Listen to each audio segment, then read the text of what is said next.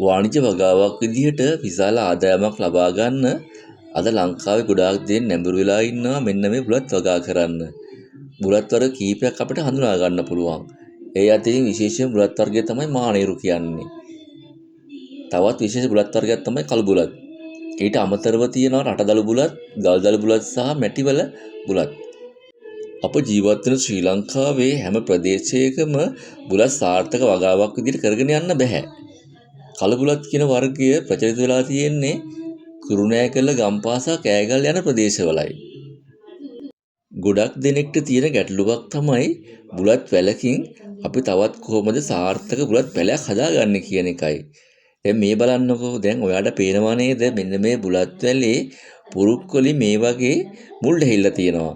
මෙන්න මේ මුල් ඇහිලා තියෙන කොටසින් අපි ටිකක් පාතින් කපලා ඉවර වෙලා අපිට පුළුවන් පොට්ටයක මේක රෝපණය කරගන්න. මේක රෝපණය කරගත්තට පස්සේ ඊටමත් ඉක්මනින්ම මේක පැලවෙනවා. මෙන්න මේ විදිහට තමයි අපි බුලත් වැලකින් දණ්ඩක් අරගෙන ඉවරලා සාර්ථකව පැල කරගන්නේ.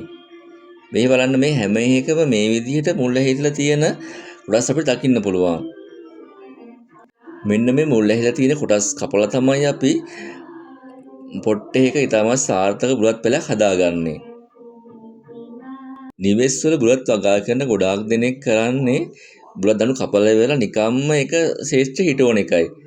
එහෙම කරාම මේ බුලත් වලට වැළඳෙන්න තියෙන රෙඩි රෝග ප්‍රමාණය ඉතාමත් ඉහළයි. සාර්ථක බුලත් වගාවක් කරගෙන යන්න නම් ඔයා කරන්න ඕනේ මම ඊට පෙන්නුවා වගේ මුල් ඇහිලා තියෙන කොටස් වලින් කපලා ඉවර වෙලා පොට්ටයක හිටව ගන්න එකයි. ඊට පස්සේ එහෙම හැදෙන බුලත් පැලයක් අරගෙන ඉවර වෙලා සූර්යාලෝකයේ හොඳින් වැටෙන ස්ථානයක ඔයාලට පුළුවන් ඔයාගේ බුලත් පැලේ රෝපණය කරගන්න. මේ විදිහට කරාම සාර්ථක බුලත් වගාවක් ඔයාලට කරගෙන යන්න පුළුවන්. අපේ ගොවි මහත්තුරු තාමත් යොමු වෙලා ඉන්නේ මේ බුලත් වගා කරන්න මැස්සක් යොදාගෙන ඒ මැස්ස ආධාර කරගෙන. ඒ වුණාට අද නවීන තාක්ෂණයත් එක්ක ගොඩක් අය පෙළඹෙලා ඉන්නවා කෝල් ආකාරයට බුලත් වගා කරන්න. එහෙම වගා කරාම ලොකු ආදායමක් වගේම අපි ලොකු අස්වැන්නක් ලබා ගන්න පුළුවන්. බුලත් වගා කරන්න හිතාගෙන ඉන්න ඔයාට සහ බුලත් වගා කරන ඔයාට මෙන්න මේ පුංචි වීඩියෝ ක්ලිප් එක ප්‍රයෝජනවත් වුණා නම් අනිත් අයටත් බලන්න මේ වීඩියෝ එක ෂෙයා කරන්න. බොහොම ස්තුතියි වීඩියෝ එක නරඹුවාට.